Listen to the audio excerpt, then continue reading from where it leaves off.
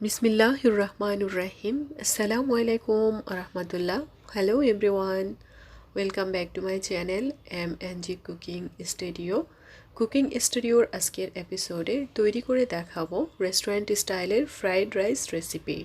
কিছুদিন আগে ফ্রাইড চিকেনের রেসিপিটা আমি এই চ্যানেলে শেয়ার করেছি, চাইলে আপনারা দেখে নিতে পারেন, খুবই মজার ছিল। আমি এই ভিডিওর ডেসক্রিপশন বক্সে লিঙ্কটা দিয়ে দেব। রেস্টুরেন্ট স্টাইলে ফ্রাইড রাইসটা রান্না করার জন্য আমি এখানে নিয়েছি আমাদের দেশীয় কালো জিরার যে চাউলটা পাওয়া যায়, সুগন্ধি চাউল। আপনারা চাইলে বাসমতি অথবা চিনি গুঁড়া পলার চাউলটাও নিতে পারেন। দেন আমি এটাকে ধুয়ে নেব, বেশিক্ষণ পানিতে রাখার প্রয়োজন নেই। এটাকে আমি একটু হালকা হাতে কষলে কষলে ধুয়ে নেব, যাতে করে এটার স্টার্চটা বের হয়ে যায়। পানিটা কয়েকবার চেঞ্জ করে ভালো করে ধুয়ে নেব এবং আমি একটা ঝাঁঝরিতে রেখে দেব। এতে করে অতিরিক্ত পানিটা ঝরে যাবে এবং চাউলটা অনেকটাই ঝরঝরা হয়ে যাবে। তবে এটা রান্নার 10 থেকে 15 মিনিট আগে যদি আমরা এভাবে পানিটা ঝরিয়ে নেই, তাতে করে কিন্তু রাইসটা অনেকটাই ঝরঝরা থাকবে। বেশ বড় সাইজ একটা হাঁড়ি বসিয়ে দিলাম চুলায় আর পানি দিয়ে দিলাম। পানির মধ্যে আমি প্রায় 3 থেকে 4 টেবিল চামচ রান্নার তেল আর স্বাদ অনুযায়ী লবণ। স্বাদ অনুযায়ী লবণ বলতে আমি এখানে প্রায় 2 টেবিল চামচ লবণ দিয়েছি। দেন আমি চাউলটা দিয়ে দিয়েছি। চাউলটা দেওয়ার আগে অবশ্যই পানিটা একবার ফুটিয়ে নেওয়া ভালো। দেন আমি চাউল দেওয়ার সময় চুলার আঁচটা একটু কমিয়ে দিয়েছি। এখন রান্না করব প্রায় 80 বা 75% পর্যন্ত। এতে করে হবে কি, চাউলটা খুব বেশি সেদ্ধ হবে না। আর এখানে যেহেতু পরিমাণে বেশি ছিল, সেই জন্য চাউলটা খুব বেশি একটা চুলায় রাখা যাবে না। ফ্রাইড রাইস রান্নার ক্ষেত্রে এই টিপসটা অবশ্যই আমাদের ফলো করতে হবে যদি আমরা পারফেক্টলি রেস্টুরেন্ট স্টাইলের ঝরঝরা ফ্রাইড রাইস পেতে চাই। দেন আমি এটাকে বেশ বড় সাইজের একটা ঝাঁঝরিতে পানি ঝরিয়ে নিয়েছি আর আমার সাধ্য অনুযায়ী আমি রেখেছি বিভিন্ন পাত্রের মধ্যে। আপনারা চাইলে পরিষ্কার টেবিলের উপরও ছড়িয়ে রেখে ফ্যান ছেড়ে দিতে পারেন যদি এভাবে অনেকগুলো তৈরি করেন। দেন আমি এখানে একটা বড় মিক্সিং বোলে প্রায় আধা কেজির মতো বোনলেস চিকেন নিয়ে নিয়েছি। আমি কর্নফ্লাওয়ার দিয়েছি আর হচ্ছে এখানে ব্ল্যাক পেপার, দ্যাট মিন্স কালো গোলমরিচের গুঁড়া, চিলি ফ্লেক্স আর টমেটো সস দিব, একটু সয়া সস দিব। দেন এটাকে আমি ভালো করে এই মাংসটাকে ম্যারিনেট করে নেব। এখানে কর্নফ্লাওয়ারটা দিলে হবে কি, মাংসের ভেতরে জুসিনেসটা থাকবে, প্লাস এটা আমরা যখন ফ্রাইড রাইসের মধ্যে ইউজ করব, এটা খেতে খুবই ভালো লাগবে। এখানে 1 চা চামচের মতো আমি ওয়েস্টার সসও ইউজ করেছি।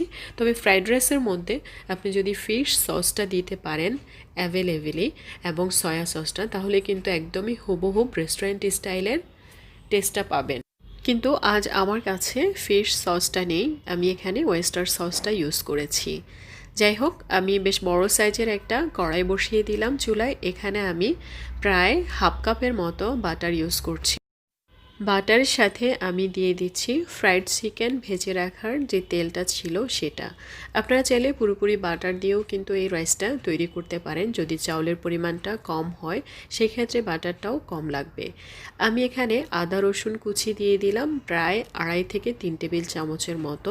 যেহেতু আজকে রাইসের পরিমাণটা বেশি হবে, সো আদা রসুন কুচিটা কিন্তু একটু বেশি প্রয়োজন।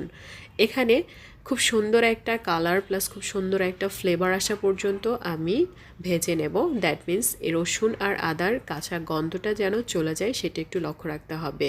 তবে চুলার আঁচটা একটু লোতে থাকবে, না হয় কিন্তু আমার মতো এরকম বাটারটা পুড়ে যাবে। এই পর্যায়ে আমি ম্যারিনেট করে রাখা চিকেনটা দিয়ে দিলাম। আপনারা চেষ্টা করবেন চিকেনটা যেন 10 থেকে 15 মিনিট ম্যারিনেট করে রাখা যায়। ভেজে নিচ্ছি চিকেনগুলো।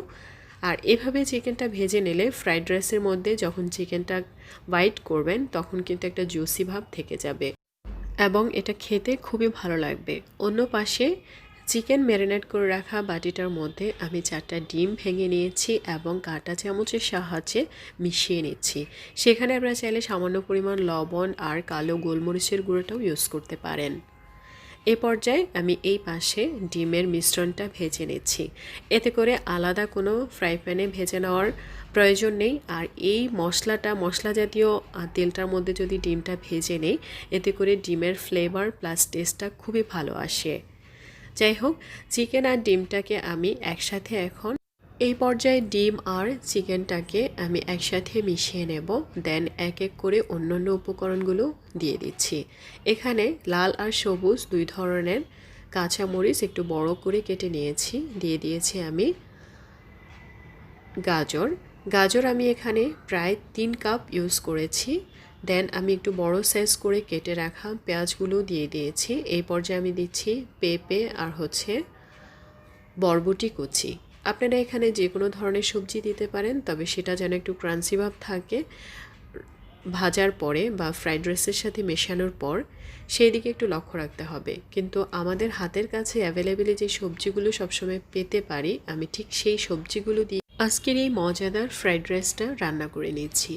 আপনারা চাইলে এখানে ব্রকলি বা সবুজ লাল হলুদ ক্যাপসিকামগুলো ইউজ করতে পারেন, বাঁধাকপি ফুলকপি যেগুলো আমরা শীতের সময় অ্যাভেলেবেলি পেতে পারি। দেন আমি এখানে ফ্রোজেন মটরশুঁটিটা দিয়ে দিয়েছি। এ পর্যায়ে কিন্তু চুলার আঁচটাকে একটু বাড়িয়ে এই সবজিগুলো ডিম আর চিকেনের সাথে মিশিয়ে ভেজে নিচ্ছি। ফ্রাইড রাইস রান্না করার ক্ষেত্রে এই বিষয়টা একেবারে ইম্পর্ট্যান্ট, বিকজ আমাদের যে সবজিগুলো ইউজ করব সেগুলো যেন ক্রাঞ্চি ভাব থাকে, সেটা অবশ্যই লক্ষ্য রাখতে হবে। উঠিয়ে না রাইসটা মেশানোর আগে আমি এখানে কিউব করে কেটে রাখা টমেটোগুলো দিয়েছি, আর পুরো 1 বাটি পরিমাণ বা 1 কাপ পরিমাণ দিয়ে দিয়েছি পেঁয়াজ।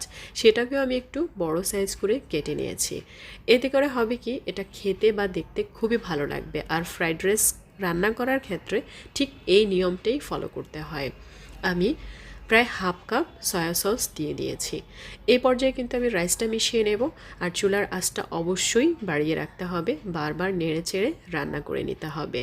খুব ইজিলি কিন্তু আমরা কোনো অকেশানে বেশ অনেক পরিমাণে বাসায় ফ্রাইড রাইস তৈরি করতে পারি। এটা ভয় পাওয়ার কোনো কারণ নেই, একদমই ইজি ম্যাটার যদি আমরা একটু সচেতনভাবে পুরো রান্নাটা কমপ্লিট করি। বিকজ রাইসটা হতে হবে পারফেক্ট, দেন সবজি চিকেন সব কিছু মিলিয়ে মিশ্রণটা হতে হবে পারফেক্ট। এ পর্যায়ে আমি রাইসটা মিশিয়ে নিচ্ছি, আর দেখতেই পাচ্ছেন রাইসটা খুবই ঝরঝরে। এখানে এই 70% বা 80%, 75 থেকে 80% রাইসটা হতে হবে। এই জন্য আমরা যেহেতু ফাইনালি সবজির সাথে রাইসটাকে মিশিয়ে কিছুটা সময় দমে রাখবো, তাতে করে কিন্তু রাইসটা পারফেক্টলি কুক হয়ে যাবে। আমরা যখন অল্প পরিমাণে রান্না করব, তখন কিন্তু রাইসটা আমরা আগের দিন রান্না করে আমরা নর্মাল ফ্রিজে রেখে দিতে পারি। এতে করে ফ্রাইড রাইসটা খেতে কিন্তু একদমই ঝরঝরে হবে এবং খুবই ভালো লাগবে। তো বন্ধুরা, আমি এখন খুবই আলতো হাতে রাইসের সঙ্গে ভেজিটেবলস অ্যান্ড চিকেনটাকে মিশিয়ে নিয়েছি। এই পর্যায়ে চুলার আঁচটা একেবারেই লো করে আমি ঢেকে দেব। আর অবশ্যই কিন্তু এই ফ্রাইড রাইস রান্না করার ক্ষেত্রে আপনাকে লক্ষ্য রাখতে হবে সয়া সসটার ব্যাপারে। সয়া সসটা আমরা এমন পরিমাণে দেব, আর রাইসটা তৈরি করার সময় যে লবণটা দেব তার ব্যালেন্সটাকে ইকুয়াল করে আপনারা অবশ্যই বুঝে নেবেন যে রাইসের পারফেক্ট যে লবণ সেটা হয়েছে কিনা। আশা করছি ভালো লেগেছে, আর ট্রিপসগুলো অবশ্যই ফলো করে বাসায় তৈরি করে নেবেন, সবাই মিলে এনজয় করবেন। আর আপনাদের সুন্দর সুন্দর মূল্যবান কমেন্টসগুলো অবশ্যই লিখে জানাতে ভুলবেন না। যারা এখনও আমার চ্যানেলটি সাবস্ক্রাইব করেননি, এই মুহূর্তে নতুন দেখছেন, ভালো লাগলে অবশ্যই প্লিজ সাপোর্ট করার জন্য এই চ্যানেলটির সাথেই থাকুন, এবং প্রত্যেকটা রেসিপি দেখতে হলে পাশে থাকা বেল বাটনে ক্লিক করে অপশন থেকে অল বাটনে প্রেস করুন, তাহলে আমার প্রত্যেকটা রেসিপির নোটিফিকেশান আপনাদের হাতে পৌঁছে যাবে, আপনারা সবার আগে দেখে নিতে পারবেন। এই মুহূর্তে সবাই বাসায় থাকবেন, সুস্থ থাকবেন। মহান আল্লাহ তাআলাকে আমরা স্মরণ করব। একমাত্র মহান আল্লাহ তাআলাই আমাদেরকে এই মহামারী থেকে রক্ষা করবেন ইনশাআল্লাহ। সবাই ভালো থাকবেন, আবারও কথা হবে নতুন কোনো এপিসোডে। আল্লাহ হাফেজ।